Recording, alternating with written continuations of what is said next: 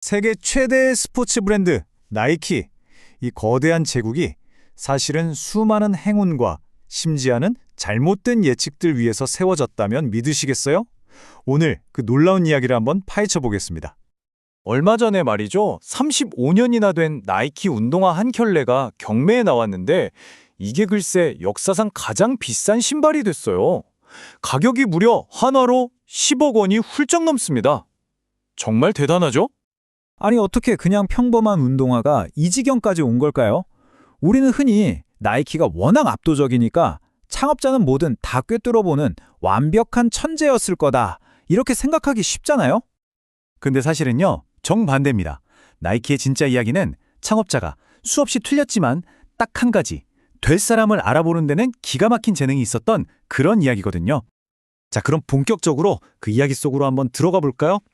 시간을 거슬러 올라가서 1962년, 주인공은 24살의 평범한 경영대학원생 필 라이트입니다.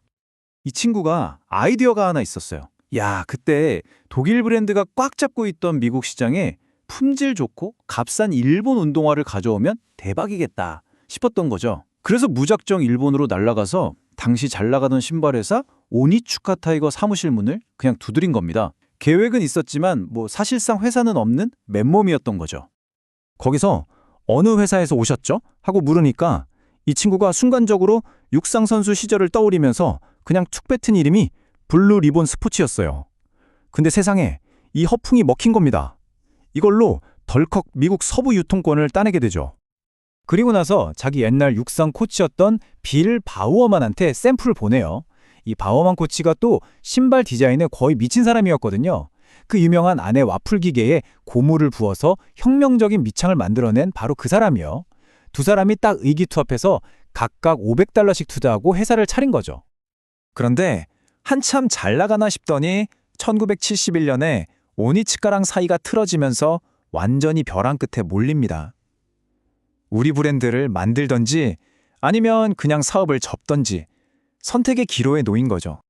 상황이 너무 급박하니까 나이트가 디자인과 학생이던 캐롤린 데이비슨한테 로고 하나 만들어달라고 부탁해요.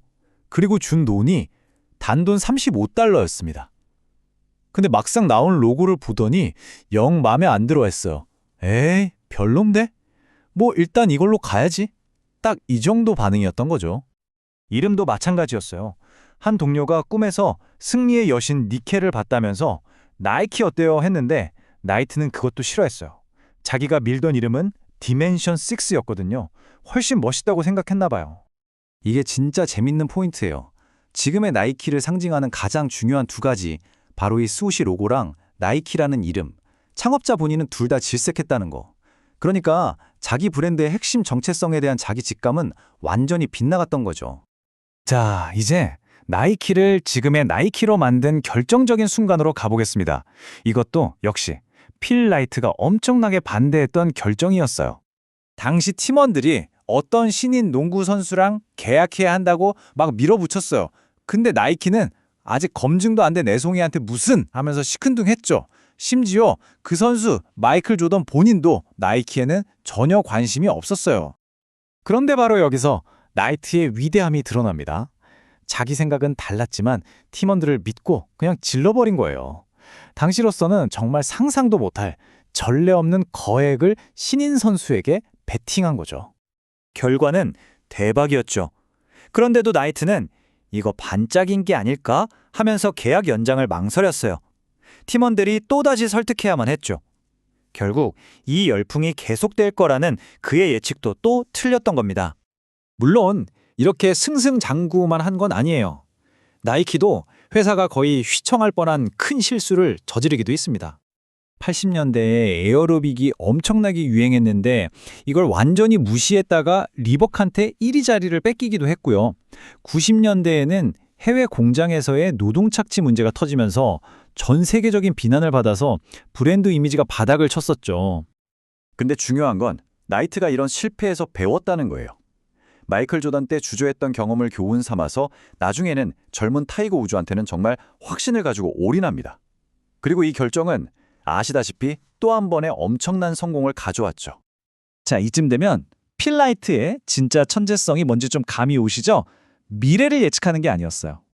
훗날 또 다른 슈퍼스타죠. 르브론 제임스가 나이키가 처음 세워진 1972년산 빈티지 롤렉스 시계를 나이키에게 선물합니다.